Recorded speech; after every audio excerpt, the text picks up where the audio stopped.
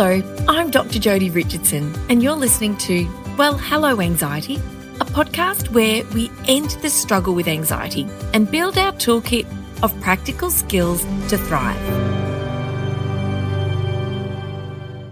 Welcome back to another episode in our summer series where we are revisiting some of the most impactful episodes from the podcast over the last year. This one really struck a chord when it first aired, and for very good reason. Overthinking, rumination and worry are challenges that so many of us face, but if you live with anxiety, worry can be a huge part of the picture. And the thing about worry is it can keep us really stuck in a loop. It can be really exhausting and it takes away from the present moment. So if we're with people we love, we're parents with our kids, or we're doing something that's important or relaxing and enjoyable, but our attention is focused on something that's worrying us, then we don't get the most out of it, but also we don't get to really connect properly and enjoy the people that we're with. So I particularly sat down with this guest because she has expertise in this area, not only from all of her studies and professional training, but also from her own experience. So I sat down with Carly Taylor to unravel why we get caught in these cycles, and most importantly, what can we do to actually break free of this mental chatter, these cycles of worry and rumination and overthinking. Carly actually shares in this episode her deeply personal journey supporting her son through Cushing's disease and the rumination that came with it for her as a parent going through something very, very stressful. The thing about Carly is that she offers practical ideas, but she shares them with such compassion because she understands what it's like to be stuck in these loops, and she also knows the difference that it can make when we have really helpful strategies that can break these patterns for us and help us to be more present focused and do the things that we can do in the moment rather than focusing on things that perhaps might be out of our control. Whether this is your first time hearing this episode or you're coming back for another listen, I promise there is so much value here. Carly even uses a metaphor to explain overthinking that I just love, and I can't wait for you to hear it if you haven't heard it yet. And I'm wondering if you've heard this episode, can you remember what Carly talked about? This particular metaphor might just change the way you approach your very own thinking patterns. So let's dive in. So good to be here, and I'm really excited about being in the studio. Like, everything's done over Zoom now, isn't it? And it's handy that it's done over Zoom. But to be in a studio and for you and I to be in the same room and have that connection, I'm really looking forward to this chat. I know, we've got this whole space, and we could honestly, listeners, if Carly and I really wanted to, we could sit here all afternoon. Yes, we could. But we won't. We won't, because we know that you have other things to do. But we're sitting opposite one another and it's such a joy. So, and this topic, actually one of my beautiful listeners wrote in and asked for me to record something specifically on rumination, and I immediately thought of you. And so I wonder if you could start by telling us what rumination actually is. Yeah, so rumination, well, the American Psychological Association, their different definition of rumination is obsessional thinking involving excessive, repetitive thoughts or themes that interfere with other forms of mental activity. And I could expand on that because it interferes with activity in general as well.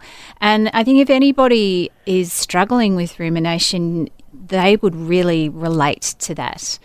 I have another explanation of rumination, and this is by somebody very, very close to me. Yeah. So my son, Oscar, who's 13 now, he had intense rumination, was about a year and a half ago. And I'll put some context around it. But I asked him last night, I said, what was it like for you? How would you describe it? And he said it was debilitating. He said it was exhausting. He couldn't focus on anything else because of these intrusive thoughts. And he said it was like, he described as an alter ego. So I kind of interpreted that as there was a part of him that had just taken over, but it wasn't him. He was he was able to recognise that. And to put a bit of context around that, Oscar was diagnosed, it was the year before last, so it was 2022. He was in year 6 at primary school, And he was doing really, really well. Like, as you know, Jodi, he's into his sport, part of his identity. He was school captain. He won an award at the end of Year 6 for having good character, which we were kind of most proud of. Yes. So, look, he'd had more achievements, my son, than I probably have in my lifetime, I must say, by the age of 11. But he started to go downhill, and he went from being a very happy-go-lucky, positive kid and started feeling stressed. And we were wondering what on earth was going on. He started being really stressed. He started not wanting to go to school, which was very unusual for him. And the other thing that happened was that he stopped growing. He'd always been in the 95th percentile of his class. All of a sudden, his peers were sort of rising above him in height. And we thought maybe it's something to do with puberty. Kids are all different, develop at different stages. But he was growing hair everywhere. He was shaving at 11. He had hair on his back, on his armpits, everywhere. Yeah. So around September, we took him to a GP. And the GP said, look, I'm sure it's all fine, but go and see a paediatrician. And by the time we got into the paediatrician, Oscar had started putting on weight, and there was no explanation for this. And he also his face had started swelling. It was like this moon face. So luckily for us, my husband Paul is an expert on stress, and he could see that cortisol could be the problem here. Now, Oscar was exercising a lot, and as you know, with excessive exercising, that causes stress on the body, which could raise cortisol. So we were thinking maybe he's exercising too much. Maybe he's stressed about school and being school captain and the responsibilities there, which all this stuff is going through our head. A lot of uncertainty there. We took him to the paediatrician. And what we did is I took a photo of him 6 months prior and compared him to where he was today, which I'm so glad that I did, because you wouldn't look at Oscar if you didn't know him and think you're overweight. Yes. But he could see the progression of the weight gain. So he again thought it was maybe a developmental problem. He wanted to watch and wait for 3 months. My husband Paul literally said, I'm not leaving this office until you test his cortisol levels. Yep. So we did. Turns out his cortisol levels were high.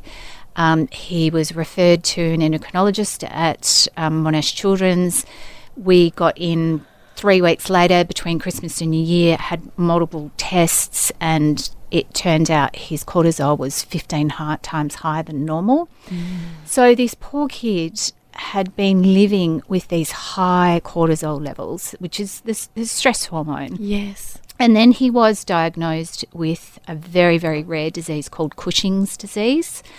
If people have heard of Cushing's, that's probably related to horses, because it's quite common in horses and dogs. Right. But 1 in 5 million kids are diagnosed with Cushing's. It's very, very hard to diagnose. So Oscar's mental health started to decline, and he became, because he knew that weight gain was a side effect of Cushing's, and because he was such a fit kid, and Paul and I are both nutritionists, so he probably knew a lot more about nutrition and food than most 11 and 12-year-old kids. Yes. So he became obsessed with calories and food. And this was the rumination that he had. So everything became around food. And it was so debilitating for him. It affected his social life. He became very, very withdrawn. He got he was never diagnosed, but what we could see was OCD. Yeah. Where he was in the kitchen a lot. He was organising. We have a chocolate drawer. I'm going to admit this. We have a chocolate drawer. I love this. And just before you go on, I just want to remind listeners, so Paul Taylor has been a guest on the podcast, and he wrote Death by Comfort. And so you may have listened to that episode. And if you haven't, go back and listen. But and Carly's been a guest a couple of times before. And so I know Carly and Paul, and Carly and I are friends. And so I think listeners will appreciate kind of learning that from a family who really know and understand nutrition inside and out, and obviously care very deeply about health and well-being as we do. And obviously with the deep knowledge, understanding and care about health and well-being in the family. I love that you're about to tell us about your chocolate drawer. So please continue. Please continue. So the chocolate drawer is mainly dark chocolate. I will say that. But, occasionally there's other things. But Paul actually has quite a sweet tooth. Okay. Dobbing him in. I love it. Dobbing him in. With Oscar and the rumination that he had, the only thing that he could control were his actions. So he developed these rituals. And so the chocolate drawer was always immaculate. The fridge was always clean and nothing expired in it, everything. And the kitchen, we used to call the kitchen's been Oscared, because he would clean up the kitchen. Right. And so it was, I remember him saying to me, I just don't feel like a kid anymore. He said, there's like this dark grey cloud over me. And he said, I just want to be a kid again. So that's how intense it was. So with Cushing's disease, it's a tumour on the pituitary gland, and it's a functioning tumour. And what it does is it affects the HPA axis, which is the hypothalamus, the pituitary gland, and the adrenal glands. And what the tumour did was take over the job of the pituitary gland, and it was releasing ATCH, which then tells the adrenals to produce cortisol, but there was nothing telling the adrenals to switch it off. So it was this continual. We all have high, cortisol goes up in the morning and then it sort of tapers off the end of the day. Oscar's was constantly high all the time.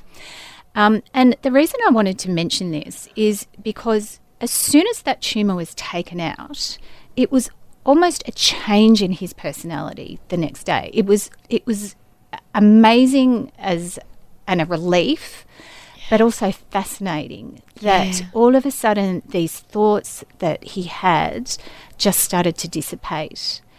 So I was looking at some research to show the link between high cortisol and rumination. And there is definitely a link because, as you will know, high cortisol is a stress response. And what it does is it causes the part of the brain it affects the executive capacity of the brain. So the ability to focus, ability to plan, reason, all that stuff. Yeah. And your attention just kind of hones in on this one thing. And so anyone who is super stressed, is going through a stressful time or chronic stress who has high cortisol, it makes sense that rumination comes with that. Yes. So I kind of wanted to tell the story about Oscar just to link it to that. It's not just about psychology, because psychology can drive physiology, but physiology can also drive psychology. Yes, it can. It can. And I remember when we first spoke about this, when you first shared with me that Oscar was having these challenges and you were still trying to work out what was happening. I remember bumping into you guys and your family at the cafe in Mount Eliza and looking at Oscar and noticing a change. And at that point you had understood exactly what was sort of at the root of the change that you'd been witnessing. And I can see that knowing the way that you think and what's really important to you, obviously it must have been, I can't even imagine how difficult it was parenting Oscar through this with your own rumination of what was happening and worry as well. And I'd love to talk about the difference between the two.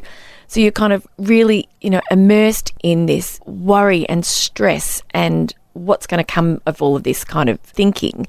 But also now kind of with a little bit of distance, you're able to kind of look at it from the point of view of, well, this all makes perfect sense, and to kind of pull it apart a little bit and share kind of those reflections with us. So I thank you, because I feel like I'm welling up, like I feel teary, and you've done so well.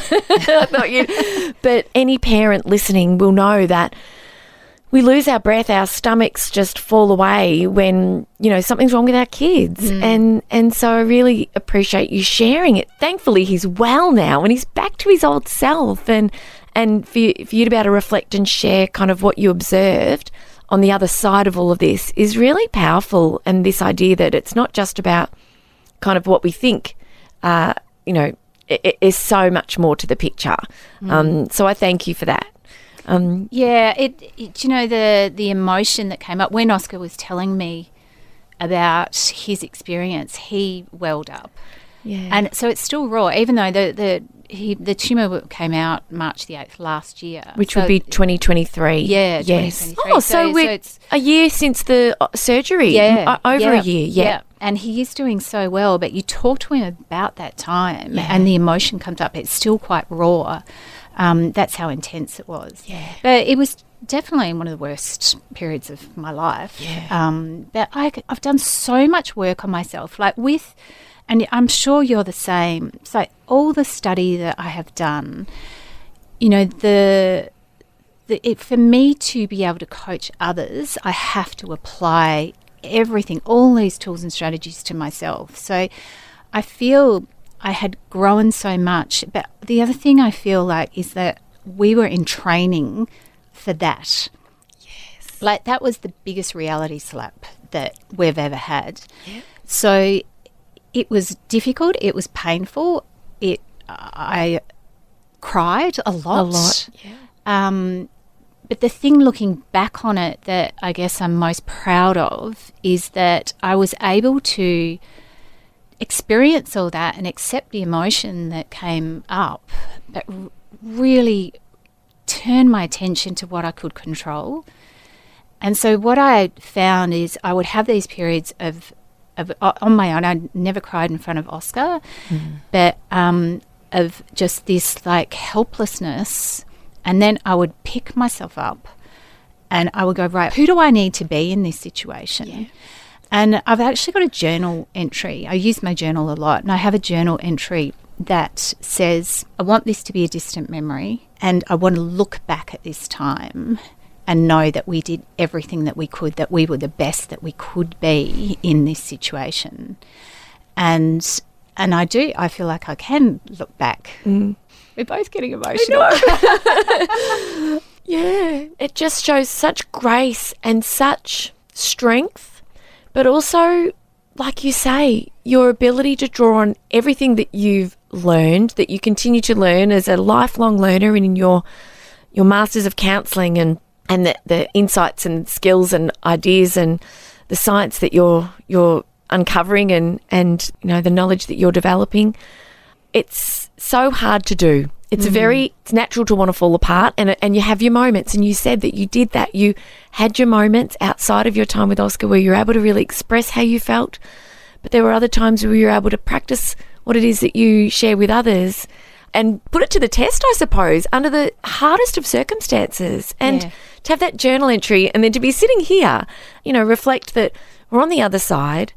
And this is, I guess, not this moment here together recording, but this is a time in your life that you were looking to, this idea that it's a memory, it's in the past, we've come through it, and that you did everything that you could to support him and each other, and you have a daughter, Kira, as well, through the whole journey. So honestly, it's obviously taught you a lot as a person, but also as a practitioner. Yeah, absolutely. It's easy to apply these tools and strategies when things are going well. Yes. The hardest part when there's a challenge, whether it's a small challenge or a big challenge. But I believe that we all need the tools and the strategies to train ourselves. So when we are hit hard, which we all will, there will always be a loved one that will die. Someone will get sick. Life is not going to run smoothly, and we're not going to be skipping through the roses every day. So I'm a firm believer that if we can train, then when those challenges hit us hard, we're prepared for them. Yeah. Yeah. And I believe that's what happened. Yeah. And that's exactly what happened. And so coming back to rumination, which you know better than perhaps you'd like to. Yes. Can you tell us the difference between rumination and worry, please? Yeah, so rumination is the part of the brain that is about the self. Yeah. So it's kind of that autobiographical part of the brain, and it is also about past events. So, and there's a spectrum of rumination, of course. But rumination there's been a lot of studies on depressive rumination. Yeah. So a lot about past events that we bring into the present moment. So it could be a memory, or it could be a feeling of shame. It could be a narrative of, negative self-talk. And that's the one that comes up for me a lot. If something happens in the present moment that validates this negative self-talk that I have of not being good enough, that's my big one. It's like you're not good enough. Then I can easily start going down that rumination spiral. It goes, see, well, this has happened. It's like, I don't consciously think that, but that's kind of what happens. And then you start thinking about it. So a lot of it is about the past and the present. Worry tends to be about future. But then you can still ruminate about what if this happens. And in Oscar's situation, there were so many what ifs. I mean, there's so much uncertainty.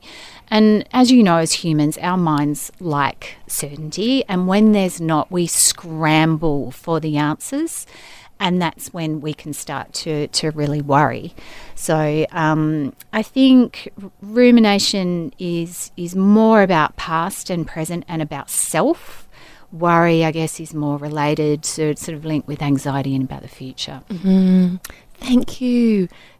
And I think about me as the anxious kid, the little 4-year-old, 5-year-old, 24-year-old, 25-year-old, before I kind of started to understand my mental health and get help.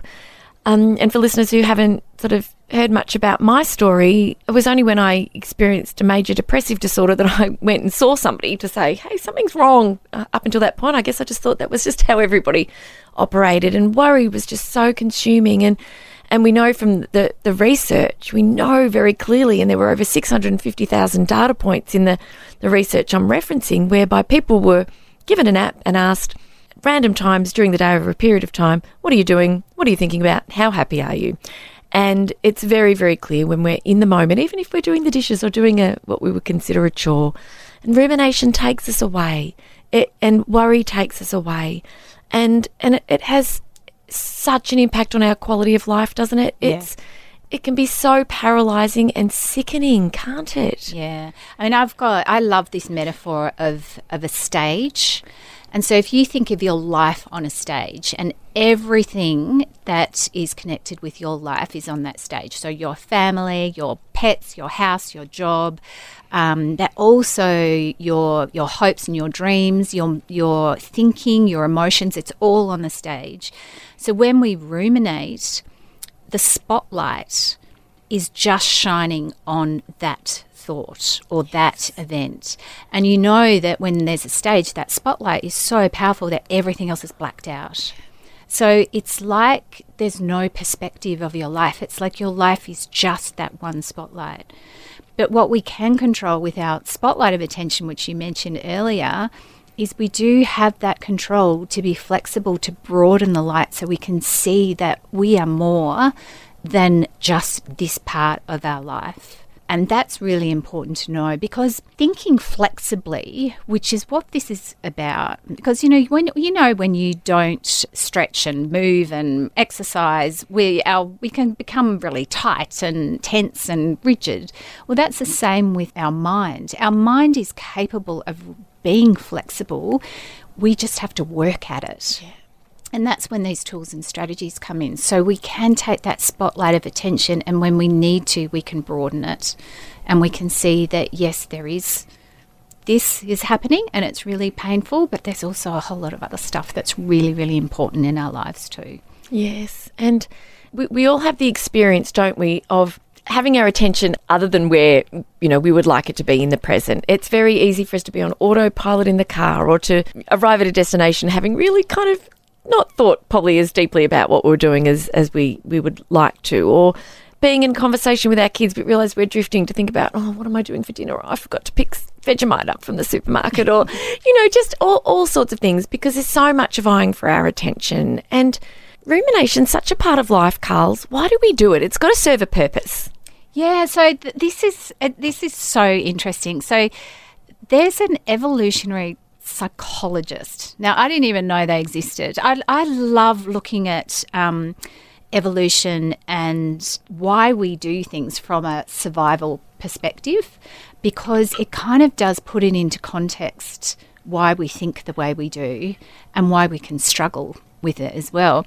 So there's this evolutionary psychologist called Paul Andrews, and he hypothesized that the reason why we can go through periods of rumination is because having that time where we focus in our attention on a problem means that we can then sort of move out of that and come up with solutions. And from an evolutionary perspective, that means survival of the species.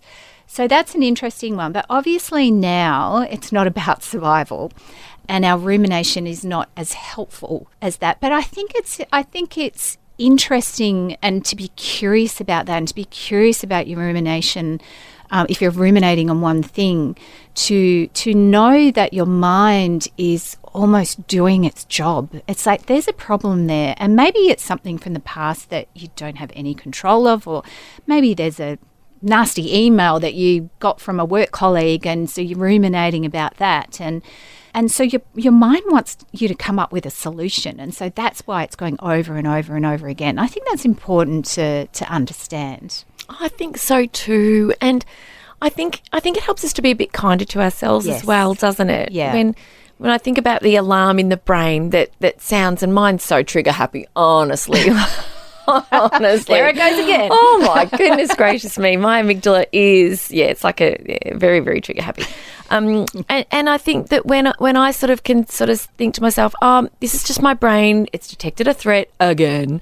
It's trying to keep me safe. I think that enables us to be kinder to ourselves, because, if we're ruminating and then we're being hard on ourselves, or we're ruminating about ourselves, and why can't we just, live like other people and think like other people, snap out of it, whereas we kind of don't know what's going on inside of other people's heads, and it's very common too. Maybe we can talk about that as well. But I think it helps us just to have more compassion with ourselves and to go, right, okay, this is normal, this is natural, everybody does it. It once upon a time served a purpose, but the threats, kind of, I'm using quotation marks, to our kind of survival now are, like you say, an email, or a run-in with a colleague, or an issue on the road, or something happening with our kids, or an aging parent, or just too much to do.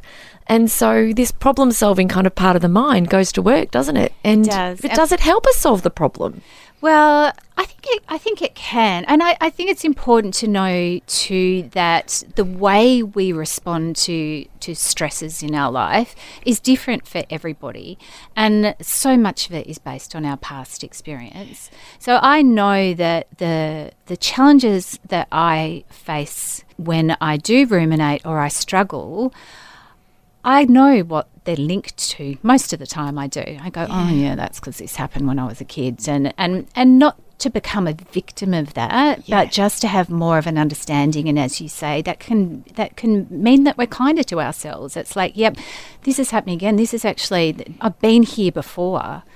And to have that sort of understanding can be really helpful.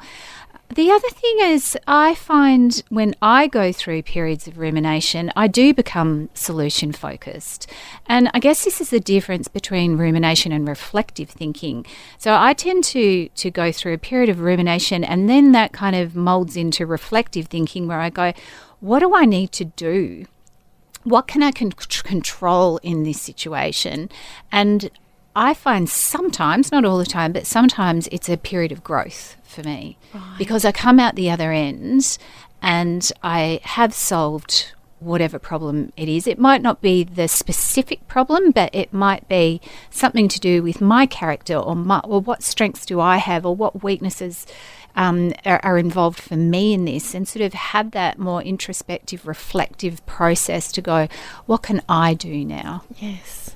Yes. I really appreciate that insight, because there is a difference, and there is power in moving our attention out of the moment. And when I opened with this idea that the research shows we are absolutely happiest, but of course it's really important for me to remind myself, and of course as listeners, we can't be happy all the time. And when we live a values-based life, things are going to happen that are going to challenge our life satisfaction, our happiness, how we feel, our regulation, our, how we cope. And so this idea that, yes, we are happiest when we're in the moment, and we spend a lot of time out of the moment, and we could all do with sort of training our attention to sort of be more present, but be kind to ourselves when it drifts, as it always does. But this idea that when we are consciously reflecting on a situation to understand it better, then we can learn more about ourselves, or at least have more of an understanding about why we've reacted perhaps the way we did in the moment. And then there may be something that we could do differently next time. There may be nothing. There may be some self-compassion that we need to share, or just to have an acceptance that, well, this happened. I wish it had happened differently. It's out of my control now. Where can I put my attention next? Yeah. And so this conscious idea of reflective thinking, I love that you've brought that up, and that might have to be another episode. Yes. So thank you. And, you and I were off air this morning. I won't go into the details. But yeah, we were both reflecting on something that's both happened in our lives recently in a similar vein. And we were, in a vulnerable way, I was kind of sharing with Carly about something that happened that upset me. And Carly's like, oh, I've had a similar experience. And so, yeah, sometimes it's even really lovely just to sort of reflect on an experience, share it with someone. And you're so gorgeous and compassionate, and even to sort of say, hey, you know what, I've been there too. Yeah, because so often we feel alone, especially with rumination, when we're so stuck. It's like we're stuck on repeat in our minds, and then we think there's something wrong with us, and we do feel isolated. But actually talking about it to a friend or a health provider or someone who you trust, it can bring that sort of sense of common humanity, because we all struggle and we all suffer, and at different stages in our lives. And I think that's it's important to connect with people on that level, because it does help. I couldn't agree more. And there are a lot of people listening who you might not be sure who to talk to, and I think it's really worthwhile to stop and think about who in your circle you can reach out to, because the support of other people is really powerful in our lives, whether we're struggling with rumination or any other challenges with our mental health, or just ups and downs. And a chance to have a good vent to a really nice listening ear is really powerful. So have a think. If you're not sure, just sort of bring to your attention who might be the person that you might reach out to next time. Because having a bit of time to reflect about who that might be when things aren't too stressful can be really helpful. Carl, can we dive straight in now to some tools and strategies, things that you might share with your clients when you're working with people who really struggle with this and need that extra help? But for listeners who would like to sort of go, yes, this is really affecting my life, what are some of the things that they might be able to start to put into practice? Yeah, I think the umbrella tool that all other tools come into is really identifying what's within your control and what's not within your control. So Epictetus, the Stoic philosopher, said that our lives are in two zones. Zone 1 are all the things we can control, and zone 2 are all the things we can't control.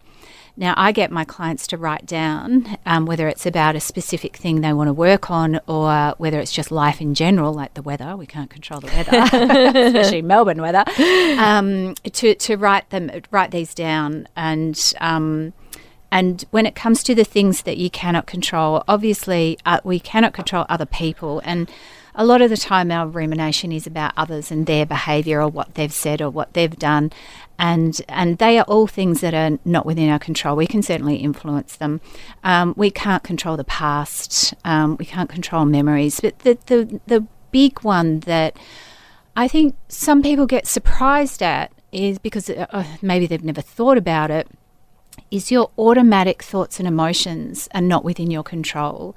So if you have these intrusive thoughts that are just popping into your head like a popcorn machine, you cannot control them. And I think that can be a relief for people, because we want to control them. We want to get rid of these thoughts. They're not, but we want rid of them so we can live our lives. And of course, that's what we want the agenda to be. It's like, why can't I get rid of these thoughts?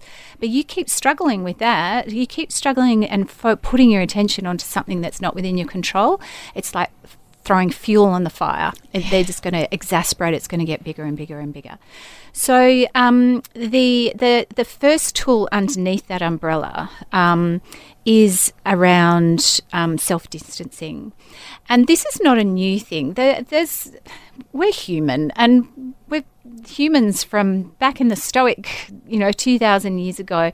They talk about overthinking, negative thinking, and self-distancing. It's just that now there's more science behind it, and there's a lot of science behind this self-distancing. And what this is that it's when we can become the observer of our own thoughts. And Stanford University actually had a study that has linked this detached observer actually can result in less rumination over time. And there are a lot of ways that we can do this. One of the tools that I use is what we call the sage and gremlin. So the gremlin, we've got these different parts to us, okay? We're it's like having the little angel and the devil on your shoulders. We're always having a conversation with ourselves. And so we talk about the gremlin as that part of us that doesn't serve us well. So it's that part of us that has that critical thinking, is judgmental. It's important to know that our gremlin is not necessarily our enemy, because what it's trying to do is keep us safe. From an evolutionary point of view, we need to be safe. But this doesn't work well, because what it does is drags us back into our comfort zone, and we're not willing to step out of that comfort zone. So identifying the characteristics of the gremlin. What does the gremlin say to you? What does the gremlin suggest that you do? Things like mindless distraction of scrolling on social media. That might be the gremlin says, I know how you can take a break from all these ruminating thoughts. Just scroll on social media. And of course, short term, that might work for a short time, but they're just going to come back pretty much straight away. So a lot of short-term strategies from the gremlin. Yeah. Then you have your sage. So the sage is like the best version of you. It's your wise mind, the advisor. There's lots of words that we can use for the sage. And we all have strengths. We just need to tap into them. So it's about identifying what strengths do you need to get through this period of your time, or what strengths do you want to work more on. So it might be, you might identify your own strengths, but then you might go, well, actually, I really love Jodi's strength in compassion. I need more of that. And so you might look at somebody else. It could be, a friend, a superhero, a celebrity. It doesn't matter who it is. It's like, I want to work on that. And so what it does is it using that, you're focusing on what you can control. You can't control your gremlin. You will always have a gremlin. But what you don't want is your gremlin in the driver's seat, because whoever is driving the car, that's the direction you're going to go. Yeah. If you can get your sage in the driver's seat and boot the gremlin into the boot or the back seat and press the button and the security screen comes up. Security, you're in a limo. See ya. And you can still see it's like yabba yabba yabba, but you can't really hear. Yeah. So it's accepting the gremlin's always going to be, but not giving it the power, not giving it all your attention, and using your sage to really be your advisor of what do I need to do in this really difficult, painful situation? What do I need to do? And that's where you draw on that part of you. I love the way you've described that, and we're both very passionate about acceptance and commitment therapy. Yes. And listeners will have heard me before talk about anxiety is my gremlin, but it's part, it's a portion of my gremlin. Maybe it's just the head. I don't know. I'll have to think about it. I need to do some reflective thinking. There's more to my gremlin. There's a part of my gremlin that says, eat more muesli bars when you're hungry instead of making a salad sandwich Just or making a salad. Mine is have another glass of wine. So we can. I think we're all going to be thinking a lot about what our gremlin is. When our gremlin is in the driver's seat, we're not being mindful about what we're doing, and so I love this metaphor, and I absolutely love it. Do you know what it is? That's just reminded me when you said that. This is about living. It's about living an intentional life, but it's responding to your situation rather than reacting. Yes. So it's creating that self-distancing, is creating that bit of space between you and your thoughts, so you're able to observe them. And from afar, you're slightly detached. You can be more curious and more objective about your thoughts. And then that gives you control over your actions. Okay, what do I need to do now? And when we get sort of lost in that spiral, we sometimes we just might be daydreaming, but we've drifted from, into sort of like, we've drifted away from the moment, and our gremlin is in the driver's seat, and we're choosing actions, or not really choosing actions, but we're acting in a way that's not in alignment with our values, like more muesli bars, more wine, scrolling on social media. So what can we do that can help us, number one, recognise that the gremlin's jumped in the driver's seat, and two, then separate and come back, sort of get that distance? Can you share a couple of ideas with us, please? I think this is practice, for one. The more you practice this, the more you're able to recognise when the gremlin is trying to get into the driver's seat. You want to kind of stop him beforehand. This isn't about leading a perfect life. Yeah. Your gremlin is always going to take over at some point, and then you can reflect and go, oh, yeah, okay, I recognise that. I recognise I reacted. I recognise that I was after a short-term relief here through whether it's scrolling on social media or drinking or drugs, or anything that gives you that short-term relief, but long-term it's not good for you. It's not leading you down that path that you want to go on. Yes. So practice, definitely writing down your gremlin and your sage, and really recognising the strengths that you have. That really helps to actually read it, because it's going to really mean more to you. And practicing when things are going well. Yeah. I think that's the key, is when things are going well, and recognising in ACT, I'm sure you probably talked about towards and away moves, because away moves are leading you away from the life that you want to live. They're more the gremlin. Towards moves moving you towards the person that you want to be and how you want to live your life. That's when the sage comes in. I really hadn't thought about the idea of writing it down, because the simple act of putting pen to paper, literally actually pen to paper, not typing it out, but because the way that we operate when we're writing is different to the way we operate when we're typing, and it helps to cement what we're doing a lot more. And we know this through the research of sort of revision and preparation for exams and the like. But when I stop and think about sort of personal examples, like this morning, I was up so early this morning, Carls, because I've got a couple of big things on my mind that are not stressful, but they're just big tasks I'd like to knock off today.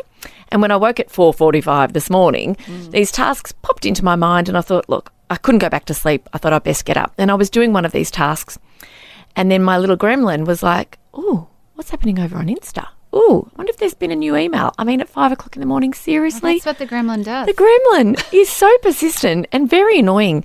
And I realise that, and I'm not alone in this, we're very easily distracted.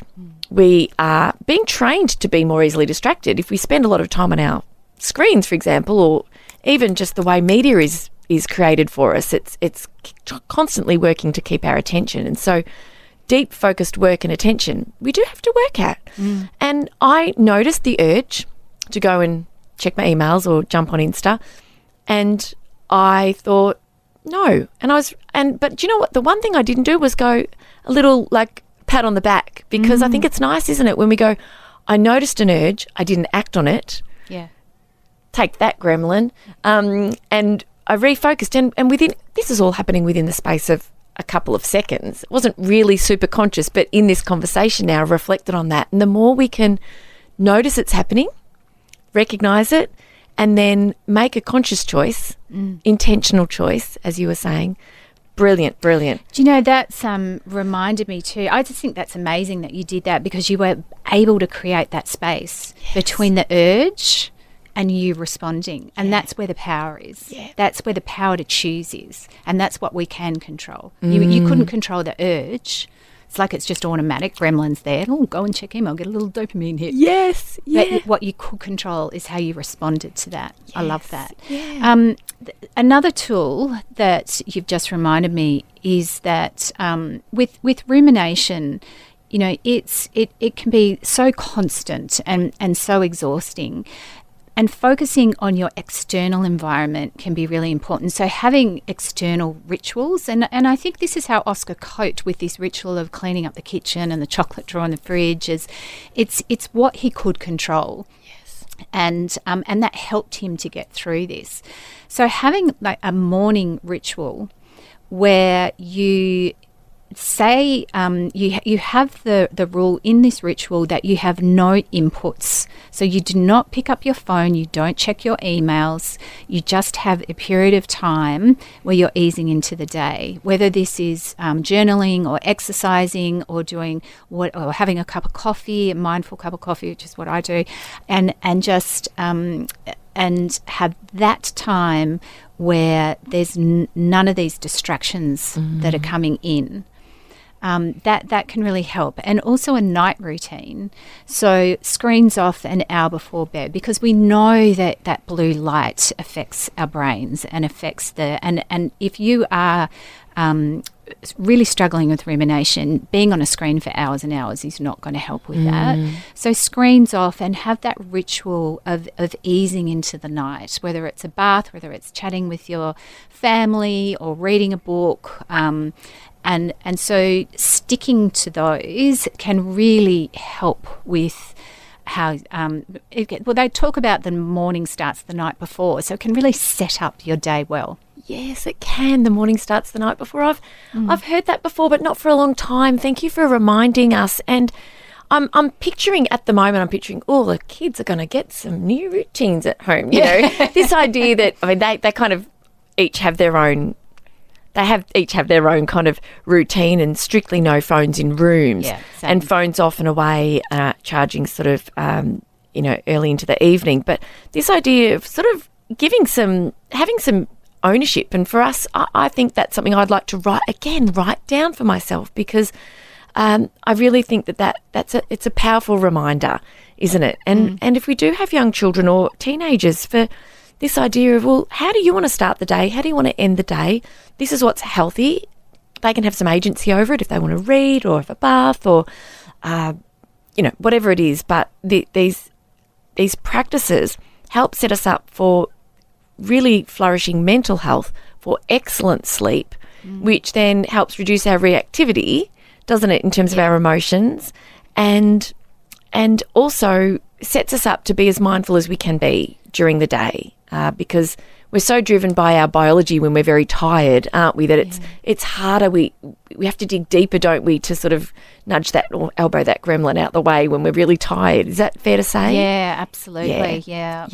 And then the other tool there are many tools, but the other tool I really wanted to talk about was this physiology drives psychology and the power of exercise. You know, there is no magic pill here. There's no magic pill that is going to get rid of the thoughts, whether it's ruminating or overthinking or worrying or whatever that is.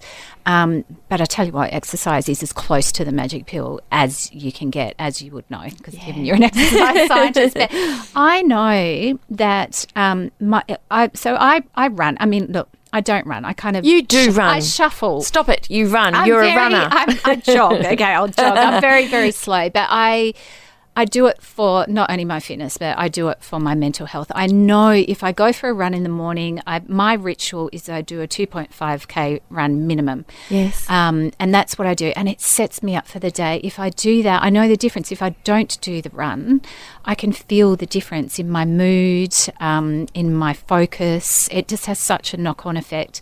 And I ended up pushing myself the other week and did a 10K run. You did overdo it though, didn't you? I overdid it, and I hurt my foot, which then hurt my calf, and I haven't been able to run. And it's really affected me.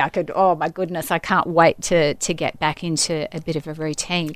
But whether, and you don't have to go out running. It can be a walk. It can be any sort of exercise, or going outside and just walking around the garden.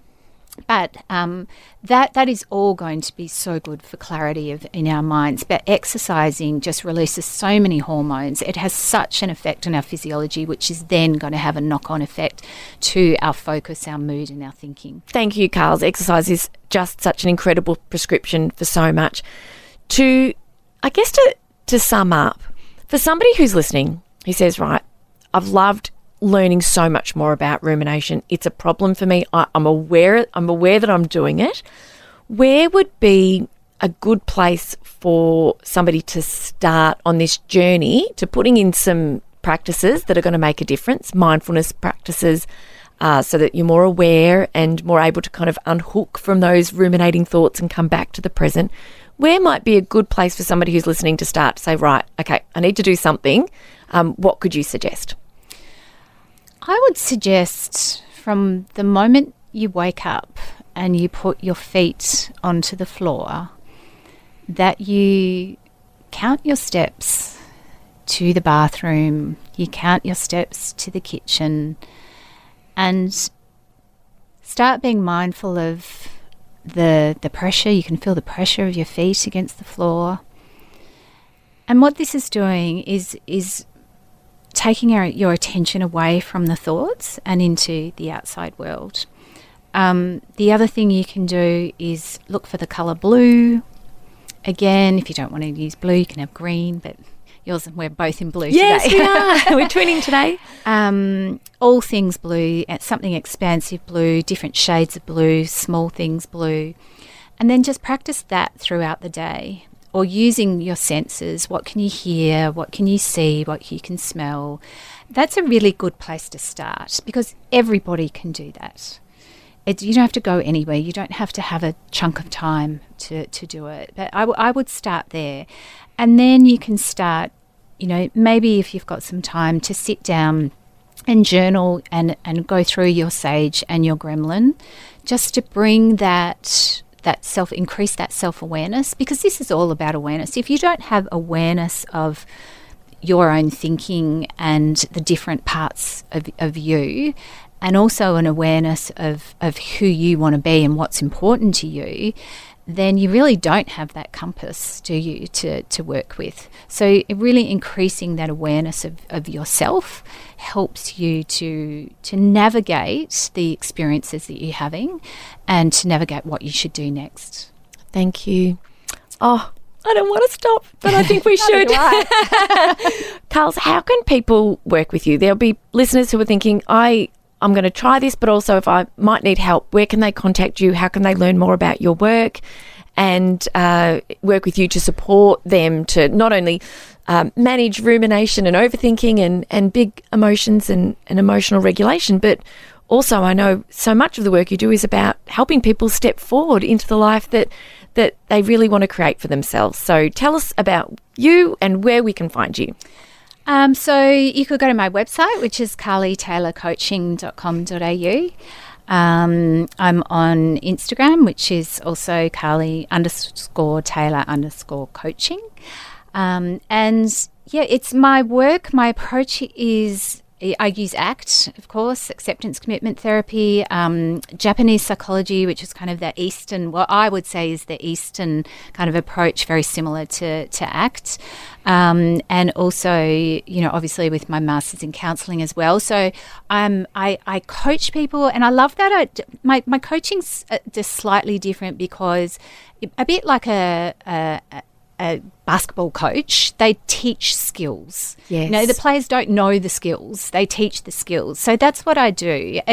There is definitely a period of understanding each other, putting the pieces of the puzzle of you together to have that sort of picture of where you want to go, and finding out who you are and how you want to live your life, and then looking at the tools and the strategies which are going to build and develop these skills that are going to help you go down that road.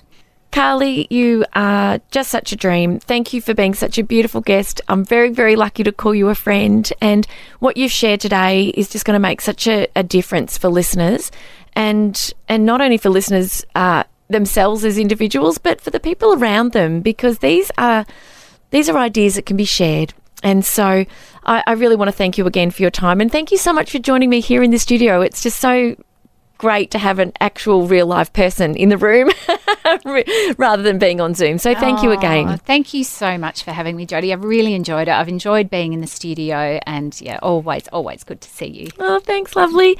And if you found this helpful, please leave a star rating or a review. It really does help other people to find the podcast.